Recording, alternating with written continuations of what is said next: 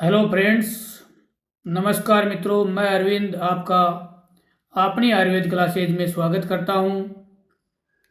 दोस्तों, हम आयुर्वेद नर्सिंग यानी डीएनपी पार्ट 2 के बारे में अध्ययन कर रहे थे। डीएनपी पार्ट 2 में सिलेबस के अंतर्गत शल्य शालक्य विज्ञान बुक का अध्ययन कर रहे थे। शल्य शालक्य विज्ञान में हमने सबसे पहले शल्य चिकित्सा को चुना और शल्य चिकित्सा में शल्य के बारे में अध्ययन किया, शल्य शब्द की व्युत्पत्ति के बारे में जाना।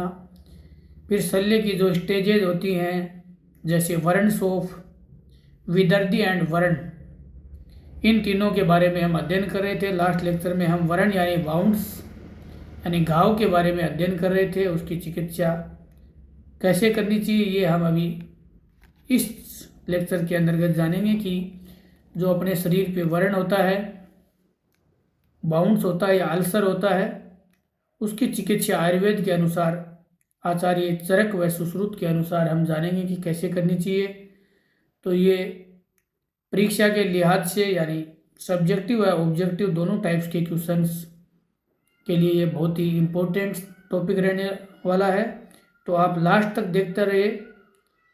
सबसे पहले हम जानेंगे वर्ण चिकित्सा। तो वर्ण चिकित्सा के जो एक बार हमने पहले पढ़ भी लिया है वर्ण के बारे में, इसके बारे में हम की पॉइंट्स के बारे में अध्ययन करते हैं वर्ण के। तो सबसे पहले आचार्य सुश्रुत के अनुसार दिया हुआ है, वर्णोति यस्मात् रूढ़ेऽपि वर्ण वस्तु न नश्यति। वर्ण वस्तु यानी वर्ण का जो स्थान चिन्ह है उसको वर्ण वस्तु बोला है। वर्ण साइन यानी वर्ण का चिन्ह। आदेह धारणात् उस्माद वर्ण इति उच्यते बुद्धे, यानी आचार्य सुश्रुत ने बताया है कि जो शरीर को आच्छादित या भर जाने के बाद भी आच्छादित रहे या धारण करे, वह उम्र पर्यंत ये स्मात रूढ़ेपी वर्ण वस्तु न नश्यति, यानी जो वर्ण वस्तु है वह उम्र पर्यंत जिसका चिन्ह या जिसका निशान न निकले यानी नश्यते, उसी को ही आयुर्वेद में वर्ण बोला है। आगे दिया हुआ है कि सन्मूलो अष्ट परिग्राही, यानी 6 मूल कारण हैं। अष्ट परिग्राही यानी 8 स्थान हैं। पंच लक्षण षठ्या विधि यानी 6 उपक्रम है।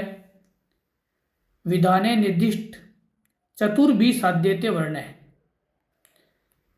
तो श्लोक में दिया हुआ है कि जब वर्ण की चिकित्सा करनी हो तो सबसे पहले वर्ण के 6 मूल होते हैं कारण, उनके बारे में पता होना चाहिए, पता करना चाहिए। वात, पित्त, कफ, रक्त, सन्निपातज, आगंतुज, कोई कौन से टाइप का ये किसकी वजह से वर्ण हुआ है।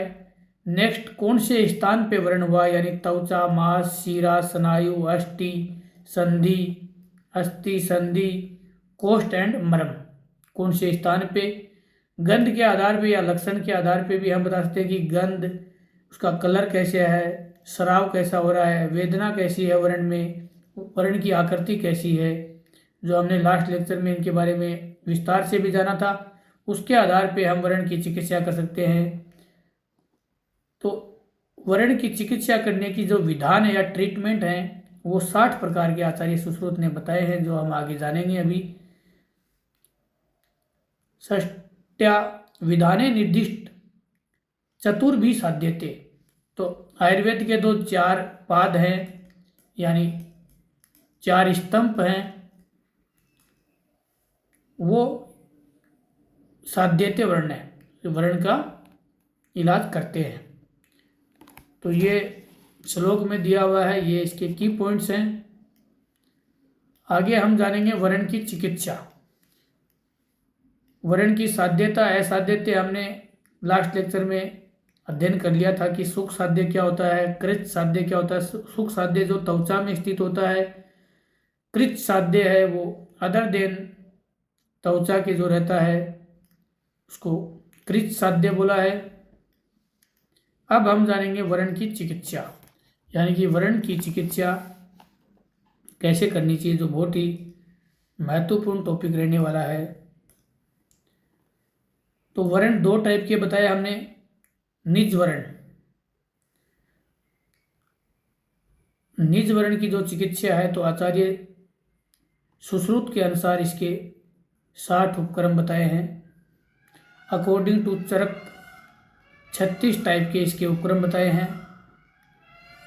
अकॉर्डिंग टू वाग्भट शोधन के द्वारा या रक्त मोक्षण के द्वारा, रक्त मोक्षण जैसे जलोकवचलन के द्वारा हम करते हैं, लेपन के द्वारा, पर्दे है, एप्लीकेशन ऑफ वेसावर, निर्वापन, उपना है, धारण, पीड़न, इन विधियों के द्वारा हम निज वर्ण की चिकित्सा कर सकते हैं, जो आगे हम विस्तार से जानेंगे ये क्या होता है। नेक्स्ट है साध्यो या आगंतुज वर्ण।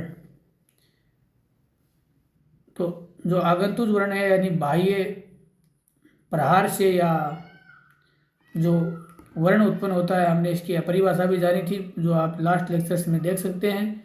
तो सुश्रुत के अनुसार बताया हुआ है कि साध्यो या आगंतुज वर्ण होता है, उसका उपचार हम निज वर्ण की तरह ही करते हैं, लेकिन जो फर्स्ट 7 डेज होता है इसके उपचार के लिए कषाय, मधुर, शीत, संदिग्ध, क्षार, तो इसके पहले हम इसका इलाज 7 दिन तक जो आगंतुक वर्ण के हिसाब से इसकी चिकित्सा करते हैं, उसके बाद में हम या आफ्टर 7 डेज इसकी निज वर्ण के आधार पे चिकित्सा की जाती है। आचार्य वाग्भट ने भी बताया कि सेचन, परिषेक, लेपन, संधान, वमन, विरेचन, लंघन, रक्त मोक्षण फॉर 7 डेज फॉलोड बाई वर्ण चिकित्सा। तो 7 डेज तक ये करते हैं, उसके बाद में जो वर्ण की चिकित्सा रहती है निज वर्ण की, उसी के आधार पर इसकी चिकित्सा की जाती है। तो ये हम लिख सकते हैं दोनों। अभी हम विस्तार से इसका अध्ययन करेंगे। वर्ण चिकित्सा, अभी आयुर्वेद नर्सिंग का जो अपना सिलेबस है DNP का पार्ट 2 का, उसके अंदर आचार्य सुश्रुत के अनुसार ही वर्ण चिकित्सा दी हुई है, लेकिन हम नॉलेज के लिए अकॉर्डिंग टू पहले चरक जानते हैं। तो आचार्य चरक है टोल्ड ऊर्ध्व एंड अधोभाग शोधन, यानी आचार्य चरक ने 2 टाइप के जो शोधन बताए हैं, एक ऊर्ध्व यानी ऊपर की तरफ, एक अधोभाग यानी नीचे की तरफ। तो वमन व विरेचन, वमन यानी उल्टी होता है एंड विरेचन यानी दस्त यानी जो अधोभाग में शोधन का काम करते हैं। शस्त्र कर्म एंड बस्ती कर्म, इसको शस्त्र कर्म बोलते हैं एंड बस्ती कर्म होता है। तो इस प्रकार से 36 वर्ण उपक्रम हैज बीन एक्सप्लेन्ड। तो आचार्य चरक ने 36 प्रकार के वर्णों के उपक्रम बताए हैं। शोधन, सबसे पहले क्लींजिंग करते हैं। सोफंग घाव में 6 शस्त्र कर्म है, यानी इसमें incision, excision, puncturing, scraping, scarification and suturing. तो ये 6 प्रकार के शस्त्र कर्म हैं जो हमने पहले भी पढ़े थे, जैसे जो छिन्न है, विद्ध है, भिन्न है, ये सब 6 शस्त्र कर्म है। इसके साथ ही अवपीड़न यानी प्रेसिंग के द्वारा, निर्वापन यानी शीत द्रव्य एप्लीकेशन, शीत द्रव्य का लेप करके, संधान यानी यूनाइटिंग के द्वारा, संवेदन यानी भाप देके सिकाई करके, समन यानी पेसिफिकेशन, एसन यानी प्रोबिंग, शोधन कषाय, डिकॉक्शन के द्वारा क्लीन करना, रोपण कषाय, हीलिंग डिकॉक्शन, शोधन लेप यानी क्लीनिंग पेस्ट लगाना, हीलिंग पेस्ट लगाना, शोधन तेल, रोपण तेल,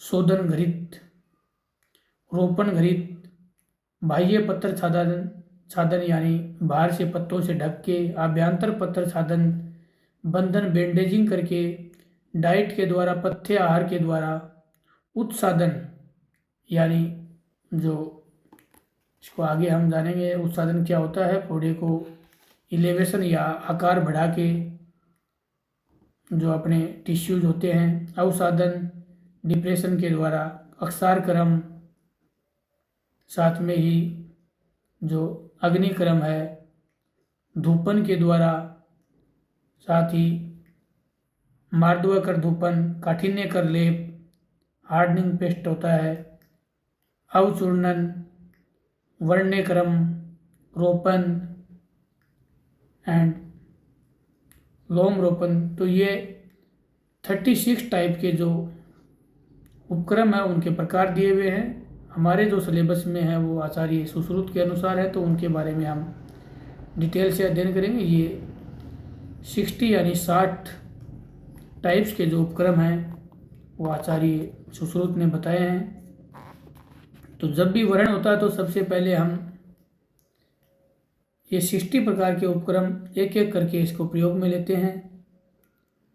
सबसे पहला है अपतर्पण, यानी अपतर्पण है, अपतर्पण से लेकर विमलापन तक होता है।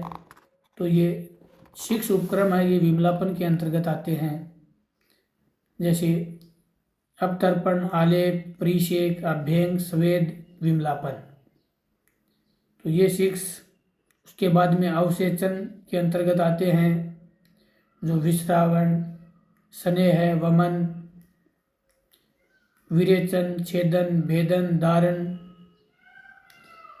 ये विरेचन तक जो 4 हैं उपक्रम है वो आते हैं। उसके बाद जो 2 उपक्रम हैं,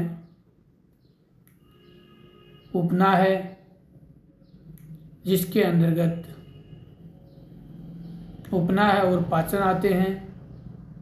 इसके बाद आते हैं पाटन से छेदन से लेकर सीवन तक, यानी छेदन, भेदन, धारण, लेखन, ऐसन, आहरण, वेदन, विश्रावण, शिविन। साथ ही संधान, पीड़न, शोणित स्थापन, निर्वापन, उत्कारिका, कषाय, वर्ती, कलक, सर्पी। तो तेल से जो क्रिया है, रस क्रिया, अवचूर्णन, ये साथ में ही तेल क्रिया, उत्सादन, अवसादन, मर्दुक्रम, दारुणक्रम, क्षारक्रम, अग्निक्रम, कर्षणक्रम, पांडुक्रम, प्रतिसारण, रोम संजन, लोमापहरणम, बस्तिक्रम यानी एनिमा, उत्तर बस्ती, बंद, पत्रदान, कर्मिघन, ब्रह्मण, विषघन, शिरोविरेचन, नस्य, कवल धारण, धूम, मधुसर्पी, यंत्र, आहार, रक्षा विधान। तो ये 60 प्रकार की जो 60 उपक्रम है उनके नाम हैं। अभी नेक्स्ट दिया हुआ है इन कॉर्पोरेशन ऑफ 60 उपक्रम इन सप्त उपक्रम, यानी जो ये 60 उपक्रम हैं इनको सप्त उपक्रम के अंतर्गत डिवाइडेड किया गया है। तो 7 उपक्रम कौन कौन से हैं? फर्स्ट का नाम है विमलापन। जो विमलापन है इसके अंतर्गत अपतर्पण, आलेख, परिषेक, अभ्यंग, स्वेदन एंड विमलापन आते हैं। नेक्स्ट है अवसेचन। इसके अंतर्गत जो 4 हैं,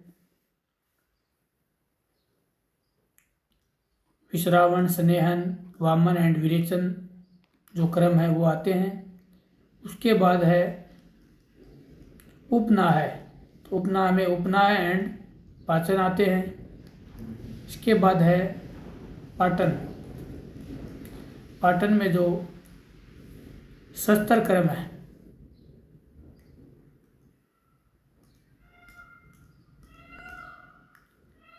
तो इसमें जो 9 अपने शस्त्र क्रम है वो आते हैं, जैसे छेदन, भेदन, धारण, लेखन, ऐसन, आहरण,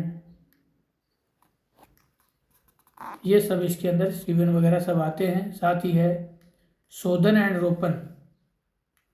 शोधन एंड रोपण में ये 13 टाइप के उपक्रम आते हैं। 13 हैं ये, संधान, पीड़न से लेके वरण धूपन तक। उसके बाद में है, इसको बोलते हैं व्यकर्तापह। तो व्यकर्तापह के अंतर्गत उत्साधन से लेके रक्षा विधान तक जो 26 प्रोसीजर्स हैं वो दिए हुए हैं। तो इसमें सबसे पहले जो विमलापन है, अवसेचन है एंड उपना है, ये क्रम है वो हमको वरण शोथ यानी इन्फ्लेमेशन या वरण शोथ की चिकित्सा के लिए करने चाहिए। यानी initial stage of the vrana we have to treat by vrana shotha chikitsa. तो उसके अंतर्गत जो उपक्रम है उनका नाम है विमलापन, अवसेचन, उपना है। इनके बारे में विस्तार से हम जानेंगे कि विमलापन क्या होता है, इसमें कौन कौन से, यानी जैसे अवतर्पण है। अवतर्पण मतलब पहले रोगी को हम फास्टिंग के लिए बोलते हैं, उसके बाद उसके जो जहाँ पे वरण है वहाँ पे आलेप करते हैं, परिषेक करते हैं, अभ्यंग यानी मालिश करते हैं, स्वेदन कर्म करते हैं यानी उसकी भाप से उसकी चिकित्सा करते हैं। तो इसी प्रकार से हम इनके बारे में विस्तार से आगे देखेंगे। नेक्स्ट दिया हुआ है पाटन, यानी जो शस्त्र कर्म होता है, इसमें अष्टविध कर्म भी जानेंगे हम। नेक्स्ट दिया हुआ है जो वरण चिकित्सा है, यानी जो 3rd स्टेज है, यानी अल्सर की जो स्टेज है, तो उसके अंतर्गत हम शोधन, रोपण एंड व्यकर्तापह ये सब चिकित्साएं काम में लेते हैं। तो ये स्टेज दी हुई है कि कौन कौन सी चिकित्सा हमको काम में लेनी चाहिए। अब हम ये आगे दिया हुआ है इनकॉर्पोरेशन ऑफ षष्ठी उपक्रम इन। तो इसमें जो षष्ठी जो अपने 60 प्रकार के उपक्रम है, इनको 3 यानी त्रिविध कर्म के अंतर्गत बांटा गया है। ऊपर हमने देखा था ये षष्ठी उपक्रम को सप्त उपक्रम के अंतर्गत समझाया था। तो इसी प्रकार से इनका डिवाइडेशन किया हुआ अलग अलग प्रकार से। त्रिविध जो कर्म होते हैं 3 प्रकार के, जो विध कर्म है, यानी एक पूर्व कर्म, एक प्रधान कर्म, एक है पश्चात कर्म। तो जो पूर्व कर्म है उसके अंतर्गत अवतर्पण, आलेप, परिषेक से विरेचन तक जो है जो चिकित्साएं हैं सीरियल वाइज वो की जाती है। उसके बाद में जो प्रधान कर्म के अंतर्गत जो अपने शस्त्र कर्म थे, यानी जो अष्टविध कर्म है वो आते हैं। साथ में ही सुनित, स्थापना, यंत्र तक आते हैं। इसके बाद में है पश्चात कर्म। तो पश्चात कर्म में जो बाकी के जो उत्सादन, कसाय, वर्ती, कल्क, जो बाकी के बचे हुए कर्म है वो पश्चात कर्म के अंतर्गत आते हैं। ये भी हम नेक्स्ट लेक्चर में इसको अच्छे से जानेंगे कि त्रिविध कर्म क्या होता है। अब हम स्टार्ट करते हैं सबसे पहले नंबर 1 से, यानी फर्स्ट से स्टार्ट करेंगे कि अवतर्पण है। ये अवतर्पण क्या होता है? तो अवतर्पण यानी फास्टिंग। सबसे पहली जो स्टेज है वरण शोथ की, यानी वरण होते ही रोगी को फास्टिंग के लिए बोला जाता है।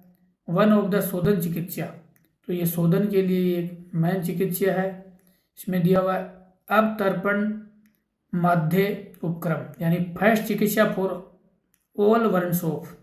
यानी ये पहली चिकित्सा है किसी भी प्रकार के वरण या वाउंड्स होने पर, considered as a pradhan upakram among all due to it ashukari guna. यानी इसको प्रधान उपक्रम भी बोला हुआ है। प्रधान उपक्रम के बारे में यदि ऑब्जेक्टिव क्वेश्चन आता है तो अपतर्पण ऑल्सो कॉल्ड एज ए लंघन या उपवास। तो आपको मेन ये याद रहना चाहिए, इसका मतलब है लंघन यानी उपवास करना। शुड बी एडवाइज इन आमा कंडीशन। तो आमा कंडीशन में ये एडवाइज किया जाता है रोगी को कि आपको उपवास करना है। Along with dosha dhatu mala dushti to bring them back to normal condition. ये अपतर्पण इसलिए किया जाता है कि जो भी दोष धातु मल में जो दूषित सिस्टम होता है उसको ब्लेच करने के लिए, नॉर्मल कंडीशन में लाने के लिए, और साथ ही to break the pathology and to limit the progression of disease. और जो बीमारी की जो पैथोलॉजी है उसको रोकने के लिए ये अपतर्पण की जो उपक्रम है वो सबसे पहले सजेस्ट किया जाता है। नेक्स्ट दिया हुआ है आलेप, यानी रोगी को अपतर्पण बोलने के बाद सबसे पहले हम जो मेडिकल पेस्ट है वो हम बॉडी पे लगाते हैं जहाँ पे व्रण रहता है। Used in vrana soap and extremely painful vrana. जैसे बहुत ज़्यादा इसको बोलते हैं औषधीय पेस्ट। औषधीय पेस्ट का उपयोग किया जाता है जब रोगी को बहुत ज़्यादा पेन हो रहा है व्रण में। Alepana dravyas are used based on the dosha. दोष के आधार पे आलेप दरवे यूज में दिए जाते हैं। Mainly use for someone of local कुपित दोष, रिड्यूस वेदन एंड दाह।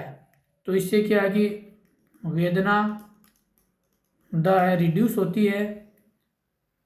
इट डोज मनह प्रसन्नता, वरण शोधन, शोफ निवारण, वरण उत्सादन एंड रोपण।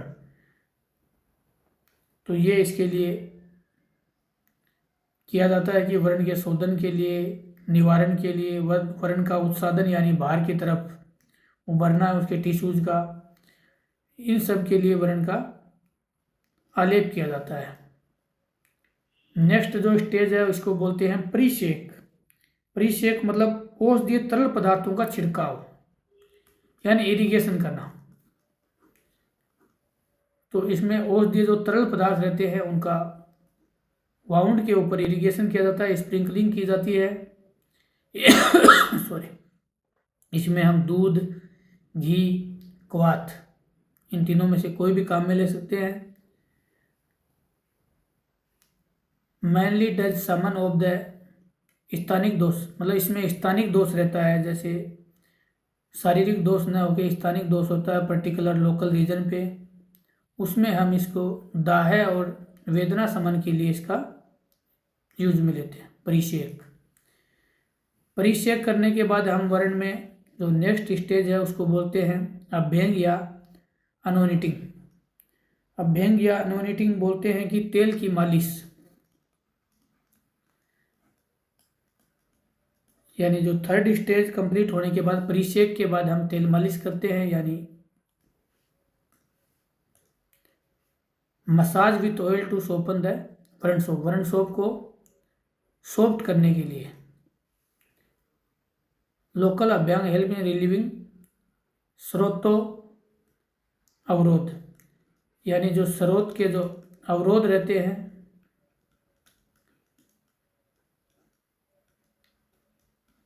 उनको हटाने के लिए हम इस तेल की मालिश की जाती है। एंड डिजीज की जो प्रोग्रेस रहती है उसको ये कम करती है, रोकती है। नेक्स्ट करते हैं हम संवेदन, यानी संवेद क्रम है इसमें सिकाई करना, यानी भाप से सिकाई करना। इसका मतलब है कि वेदना युक्त यानी बहुत ज़्यादा वर्ण में पेन हो रहा है, दारुण या कठिन मतलब हार्ड जो वर्ण है उसमें संवेदन किया जाता है। ये दोष है उसका विलयन करता है, दोष विलयन में इसका यूज किया जाता है। नेक्स्ट है विमलापन, यानी विमलापन हमने आपको पहले भी नाम बताया विमलापन क्या होता है, यानी ये है सफाई के उपयोग। जैसे जेंटल मसाज को विमलापन बोला है। ये आपको विमलापन करते हुए दिखाई दे रहा है। जेंटल मसाज यूजिंग बम्बू, पानी पादताल एंड अंगूष्ठ, यानी जो अंगूठे से कर सकते हैं। पदताल यानी पैर के दो तले से भी कर सकते हैं, या नॉर्मल लकड़ी वगैरह से भी हम विमलापन यानी मसाज कर सकते हैं। ये अलप सूल युक्त यानी बहुत कम दर्द हो रहा हो उस वर्ण सोप में ये काम में लिया जाता। तो ये उपक्रम। उसके बाद जेंटल मसाज के बाद है उपना। है उपना, जैसे आपको स्क्रीन पे भी दिखाई दे रहा है, यानी पुलटिस यानी गरम पोटली बांधना, यानी यूज्ड इन आमा अवस्था और वर्ण सोप की जो आमा अवस्था होती है यानी फर्स्ट स्टेज होती है, इसमें हम गरम कपड़े की जो औषधीय लेप लगा के वर्ण को बांधते हैं।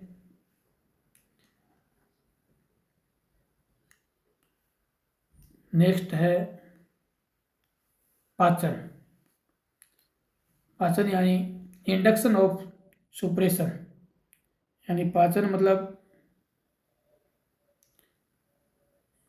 ये विधि मवाद को ठीक से भरने के लिए काम में ली जाती है, यानी फुल्ली पक्व अवस्था यानी पाचन होने के लिए, यानी आलेप ऑफ तीक्ष्ण उष्ण द्रव्य, इसमें हम तीक्ष्ण उष्ण द्रव्य है वो पच्चामान वर्ण सोप में ये यूज लिया जाता है। यानी जो सेकेंड स्टेज जो हमने बताई थी वर्ण सोप की आमावस्था पच्चेमान अवस्था, तो उसमें हम पाचन विधि यूज में लेते हैं। ये पक्वा अवस्था को बढ़ाती है, यानी पच्चेमान अवस्था से पक्वा अवस्था में लाने के लिए वर्ण को हम इसको यूज में ले जाते हैं। नेक्स्ट है विस्त्रावण। विस्रावण यानी ब्लड को निकालना, ब्लड लेटिंग, फैलाव करना, यानी रिकमेंडेड इन कठिन शोथ। एक तो शोथ हार्ड शोथ होता है, वेदना युक्त होता है, विषम मानी होता है, और सविषवर्ण जो विषवर्ण होता है यानी विष की वजह से होता है, उसमें पेन को कम करने के लिए हम सबसे पहले विश्रावण करते हैं। नेक्स्ट है स्नेह यानी ओलिएशन। स्नेह मतलब तेलियता उत्पन्न करना, एज ए ब्रीमन क्रम इन वातज वर्ण और एज पूर्व क्रम ऑफ विश्रावण, यानी विश्रावण के पूर्व क्रम में दिया हुआ है, इसमें साथ में ही वातज वर्ण होता है, तो इसको करते हैं। ये it's useful in newly formed वर्ण अवस्था, can also be used in वर्ण उपद्रव अवस्था। ये वर्ण की उपद्रव अवस्था में भी इसको काम में ले सकते हैं। तो ये है संनयन करवाना, यानी आपको बताया मैंने कि जो संनयन होता है इसमें त्वचा को तेलीय किया जाता है। नेक्स्ट अपना दिया हुआ है पाचन के बाद में विश्रावण के बाद में स्नेह यानी तेलियता उत्पन्न करना। अभी है वमन, आपको पहले भी बताया, यानी उल्टी करवाना, यानी इमेसिस, न्यूली फॉर्म्ड जो वर्ण शोथ होता है उसको उस्तान या माम सोप या कफ दुष्टि में, यानी जो कफ की दुष्टि होती है, कफ का स्थान हमको पता है कि ऊर्ध्वगामी रहता है, तो उसको निकालने के लिए वमन की करवाया जाता है, वमन क्रम। नेक्स्ट है विरेचन यानी प्रगेशन। ये जीर्ण वर्ण या चीरकारी वर्ण बहुत पुराना या पित्तज व वातज वर्ण होता है, इसमें हम विरेचन क्रम करवाते हैं। एंड कफज वर्ण होता है, उसमें हम वमन क्रम करवाते हैं। तो ये हम पढ़ रहे हैं षष्ठी उपक्रम। तो षष्ठी उपक्रम में हमने अभी तक जो फर्स्ट स्टेज है यानी जो 12 उपक्रम है उनके बारे में इसमें अध्ययन किया। तो नेक्स्ट लेक्चर है, नेक्स्ट लेक्चर में हम बाकी के बचे हुए जो उपक्रम हैं जिनमें छेदन, भेदन, धारण, लेखन, ऐसन, आहरण, वेदन, इनके बारे में अध्ययन करेंगे। धन्यवाद।